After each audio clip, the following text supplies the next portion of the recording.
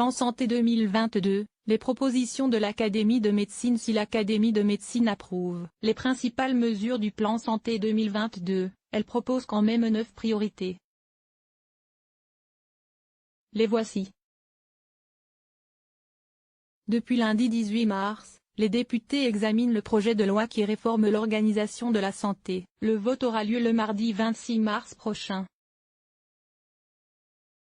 D'ici là, les députés doivent lire entre 2500 et 3000 amendements. Que demande l'Académie de médecine? Après lecture du plan Ma Santé 2022, un engagement collectif, l'Académie de médecine souhaite y ajouter 9 priorités.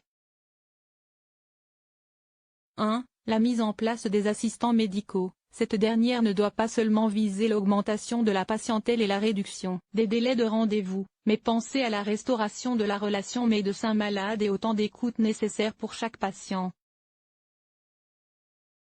2. La création de consultations avancées dans les hôpitaux et les établissements de santé de proximité. L'accès aux spécialités doit être amélioré, notamment en proposant des consultations dans les structures de proximité.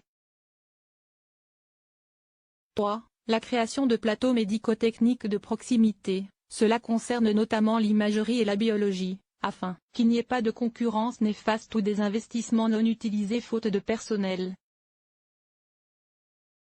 4. La réforme des autorisations des activités de soins. Il doit y avoir une réorganisation territoriale avec une logique de gradation entre les soins courants, les soins spécialisés.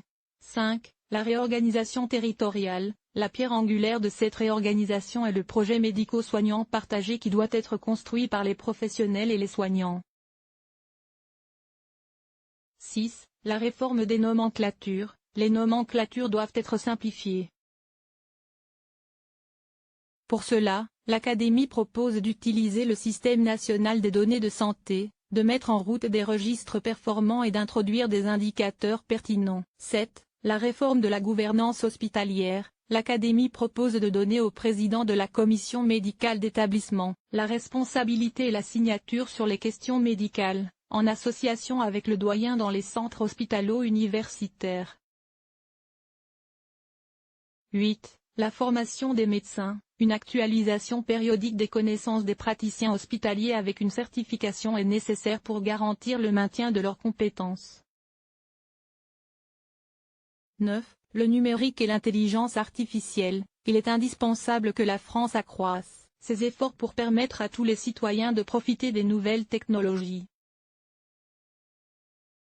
Cela passe par le dossier médical partagé numérisé, mais aussi par la gestion et l'utilisation des données publiques du système national des données de santé, notamment pour la recherche, et l'harmonisation des systèmes de recueil des données des hôpitaux.